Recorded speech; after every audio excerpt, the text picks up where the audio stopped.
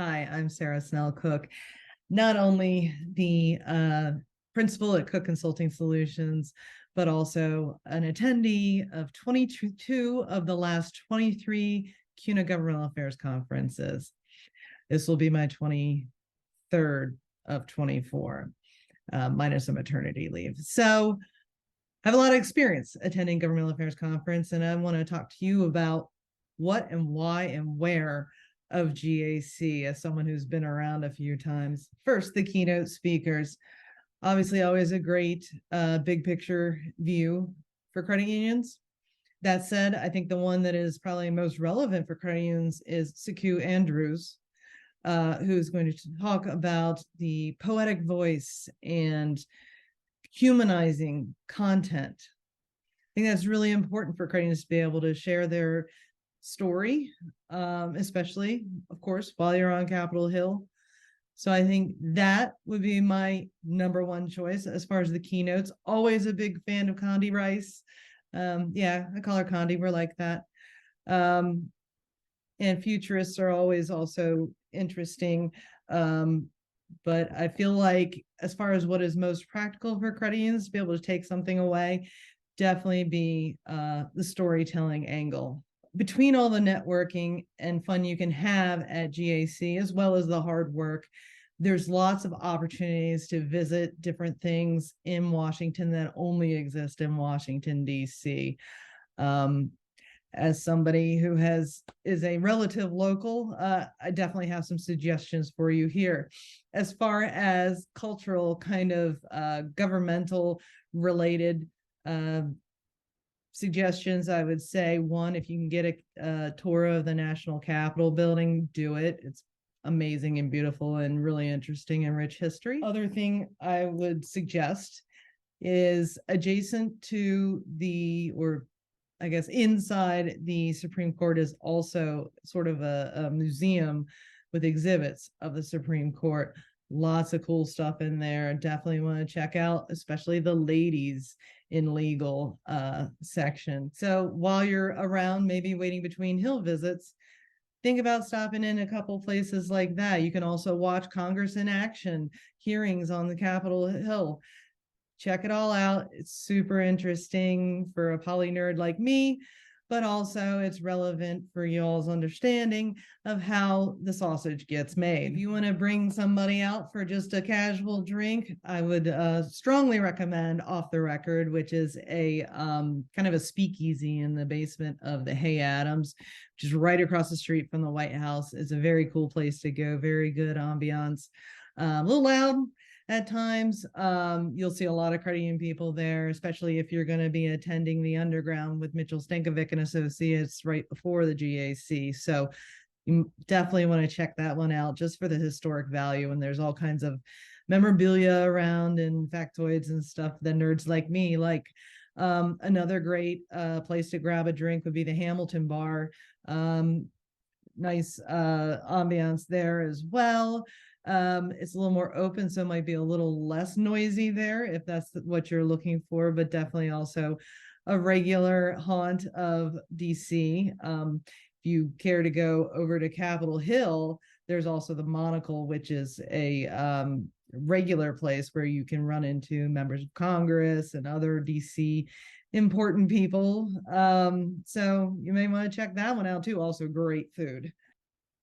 So one thing you'll probably find very popular, but sometimes the lines are awfully long, inside the Washington Convention Center is a nice coffee shop. It's very convenient for meetings. There's a great spacious seating area there called Compass Coffee inside the convention center. But if you go just a block away, maybe not even that far, there is a little bit fancier place called Delazique and also La Colombe Coffee Roasters, which is just less than a quarter mile away.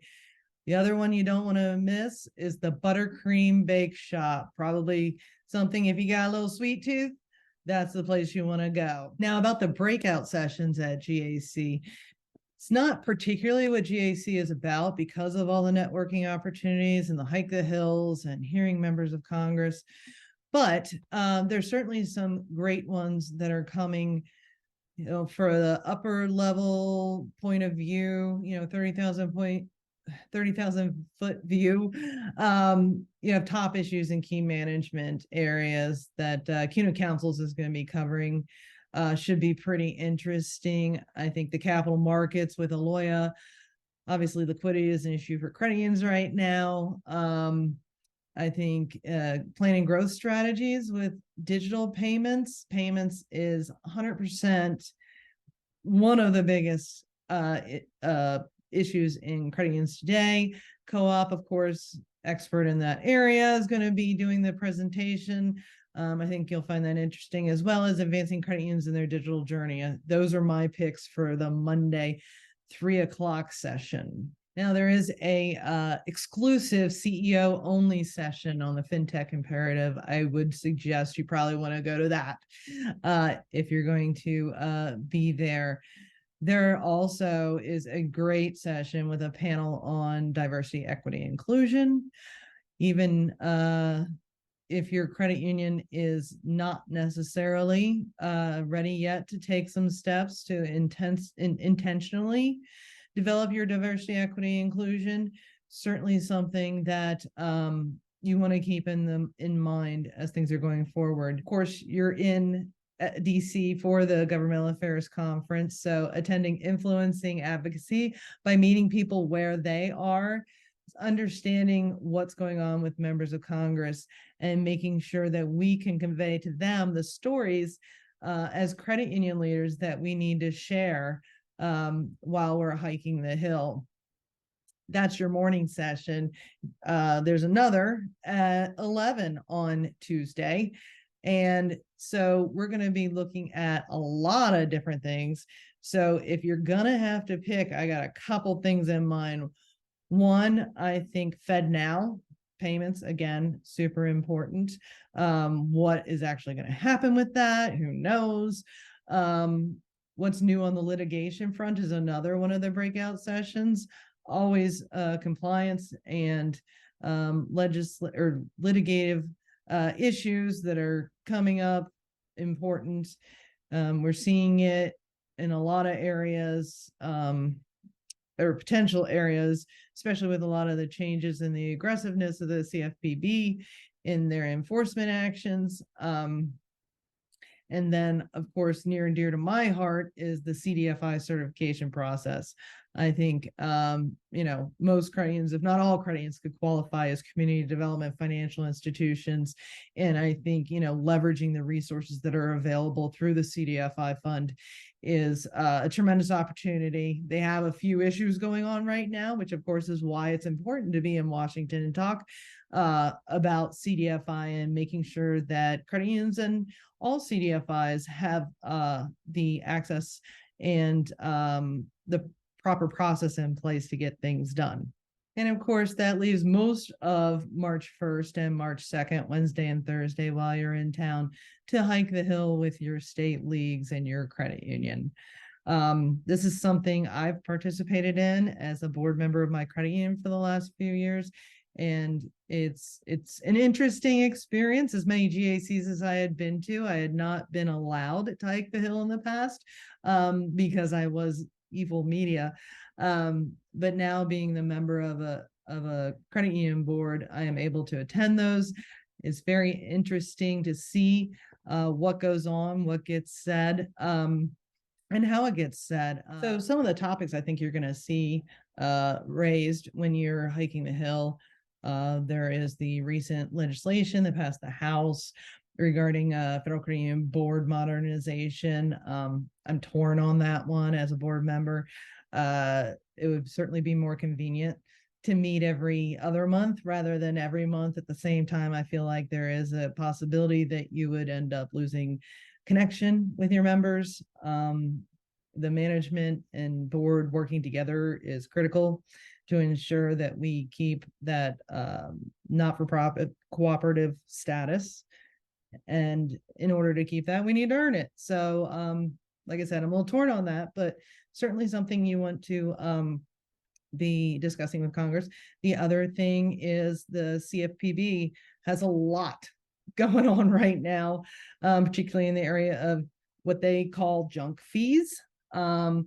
They recently had a proposal to reduce credit card late fees to no more than $8 and not be tied to inflation.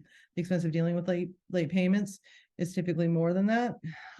Plus, it is a loan, and to call it a junk fee when the member is not following through on their end of the loan contract, we need to have a way to ensure and reinforce payment. Unfortunately, people get in bad situations. At the same time, there has to be some sort of consequences for those actions. And I've never been immune to that. So, yeah, I think the idea of calling them junk fees is ridiculous. And it's unfortunate that credit unions are falling into this, because I do know there are some bad actors out there. But for the most part, that would not be credit unions. The other thing, the CDFI fund, we talked a bit about that. They have changed this certification process, or are in the process of changing the certification process. Nobody quite knows exactly what's going on yet with that, but the CDFI fund has delayed its implementation of the new certification process in order to review all the many comments that came into them regarding their new process. So hopefully they come to their senses and make a decision that helps to support the American consumer. So if you're going to be at the GAC and you happen to be in DC on the morning of Sunday, February 26th, get you ramped up for the GAC. I suggest you attend the underground produced by the Mitchell, Stankovic and Associates. Talk a lot about the practical matters of what's going on in credit union land, from payments to DEI and the real implications of that. And, but also touch on the philosophy side of it too. So I'll include a link to that, as well as a lot of the stuff I'm going to talk about in this video in the show notes.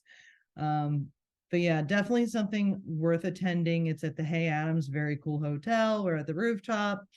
You can overlook the White House. It's a great environment, not only the physical part of it, but the attendees that are drawn to that event. So highly recommend it.